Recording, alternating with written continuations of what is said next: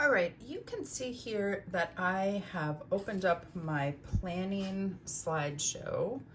And that is over here on the side, the series planning slideshow that is in Google Classroom for you. There are some choices for you as to what sort of series you're going to make. You can make, and there are examples on the bulletin board of each of these. You can make something that progressively abstracts or has a distinctly different style on each postcard. You can create something that uses a theme or a big idea, and then all of the images will be related to that theme through the big idea. Or you can create a series of images where they go together because they tell a bit of a story. You will need to explain what your plan is for your series on the next slide. And then there is space for you here to put your reference images. So you can see that I've got some of my reference images, and we're going to talk today about how I take those reference images and put them on my postcard. I'm making a series of 3 small postcard paintings, and so are you.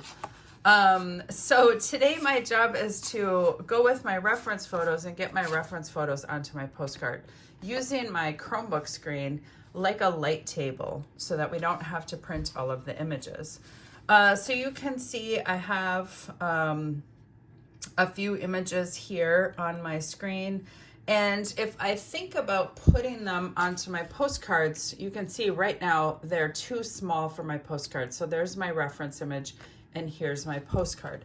So what I'm gonna need to do is click on the Present Slideshow and then see how my image now fits on my postcard, okay? So you can see that the image is now the size of my postcard. If I were to, when I do that, if it gets too big, what I can do is come back here to the editing phase, and I can adjust the image. So you can see I just made it a little smaller, and now I'm gonna click that present button again, and my image just became a little bit smaller than my postcard. So if you have to adjust the size, that is how you're gonna go about adjusting your size. And it doesn't matter to me if you're using your postcards up and down or sideways. It just depends on your idea. You can also use some of them sideways and some of them up and down. That, like I said, it depends on your idea and what works for you. So on the counter in the classroom, under where it says painting 2 and 3, there is a blue folder that contains sheets of tracing paper. What I'm gonna do is use my tracing paper right on my computer screen. And you can see that I can see that image through the tracing paper. And I'm going to be able to take a pencil and gently, I don't want to push too hard because I'll damage the screen, but I can trace my reference photo here onto this sheet of tracing paper. What happens then is I will have a line drawing of my reference. As I start to paint, I am going to need to look at my reference images on my phone or on my computer screen, just so that I have something that I'm, painting from. I can't paint this rabbit from memory, right? I also, so you can see now here, I have my drawing of the rabbit. I can adjust, it's got a little longer than it needed to be. So I get to adjust some of what is on here. Always looks a little weird when it's just a line drawing. I also have the capability to include other images.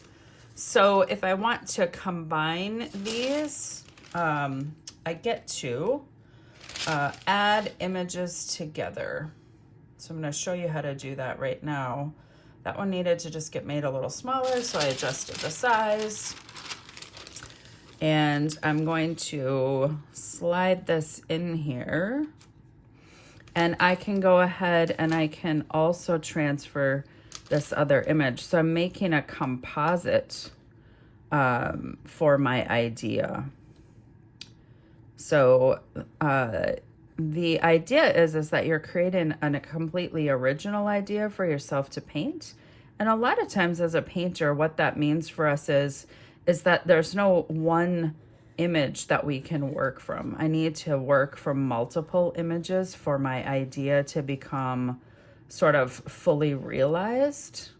And so you can see here, in order for that to happen, I have used these multiple images for my idea. Once I have my tracing paper image all ready to go, I then will just need to use transfer paper and my postcard. So transfer paper is on the counter as well in a folder. And you can see that I can take my drawing now and I can make sure that it's the right size for my postcard. It's maybe a little small, could have been a little bit bigger. So maybe if I feel like it could be a little bit bigger, I adjust the sizes. You can see I have lots of tracing paper here. You should really only need one piece of tracing paper to do all three of your postcards because the postcards are pretty little. So I have easily 3 postcards plus extra for tracing my elements. So this is part of what you're going to want to be working on today in class. Finishing up your planning slideshow and then beginning to trace your elements onto the transfer paper so that they can go onto your postcards.